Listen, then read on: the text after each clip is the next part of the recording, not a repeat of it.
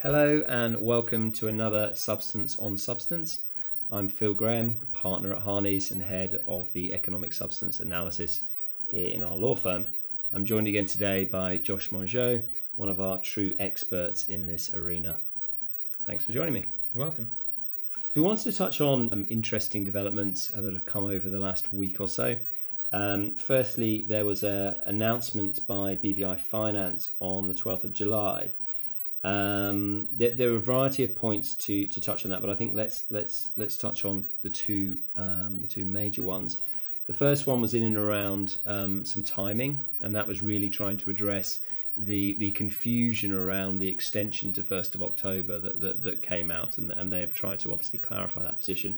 And the second one was a classification around sort of the RA obligations that they may have in this world going forward. Did you want to sort of touch on both of those, Josh? Sure. So, as you say, the first part of the update is just touching on the detail of the compliance financial periods. The only change to timing is actually very narrow, and it's only relevant to some previously exempt persons where they have relevant activities who are going to be subject to new enhanced reporting requirements under the BOSS legislation. For everybody else, there's all BVI registered companies and relevant limited partnerships that have legal personality. They are now in their first financial period. That either started from when they were formed, if it was this year, or if it was pre-2019, then from the 30th of June this year. No real change there, and we've discussed that in a previous session. The second part of BVI Finance's update was more interesting, and it made reference to how the ITA, BVI International Tax Authority, will exercise its investigation powers for the first financial period. And as we discussed previously, the ITA is saying that entities' classifications, which they should already have done by now, should be formalised in such detail as will allow the ITA to make a determination of compliance or non-compliance under the economic substance legislation. And also the ITA said that it expects that registered agents in the BVI are going to retain the relevant details and documentation to enable the ITA to perform its investigative function under the Act.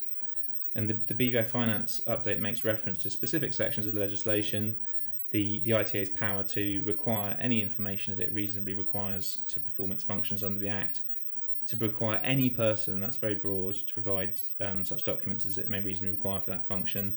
And then also finally, the criminal offences created by the Act where a person fails to provide that information either without a reasonable excuse or intentionally provides false information. So that is definitely of interest to BVI registered agents. I agree with you, and we have a lot of registered agents who got in contact with us about that. I think they were slightly taken aback that clearly there was going to be this obligation to have some of this information on their files. I think secondary to that, to us it wasn't just registered agents that might be affected by this. It's feasible that other intermediaries, other sort of CSPs who work with BVI companies, and particularly sort of professional directors or other fiduciary service providers, might also want to take note.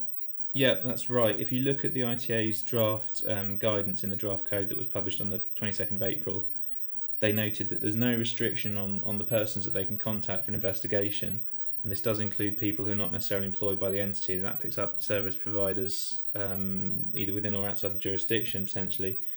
The reason they might look at a registered agent is they might be the entity that's expected to have the relevant information within the BVI, and the ITA is clearly pointing to that and saying that they're going to look at what the RA has on file.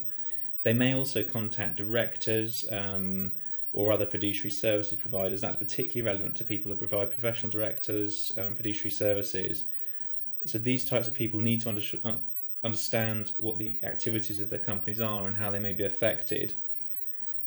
The ITA's guidance is saying that they want that classification to be formalised in sufficient detail. So we think that includes not only legal advice, but also things like detailed board resolutions or minutes, which can be produced by lawyers or other professional services providers and then just presented to the ITA if it raises an investigation.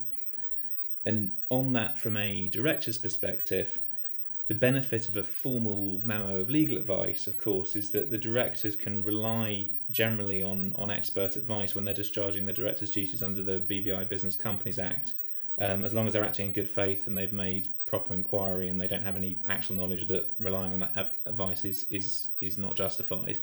So I think the ITA's guidance is instructive, and it shouldn't be scary. The solutions are available out there for directors to do this. Thank you very much indeed. Thanks very much.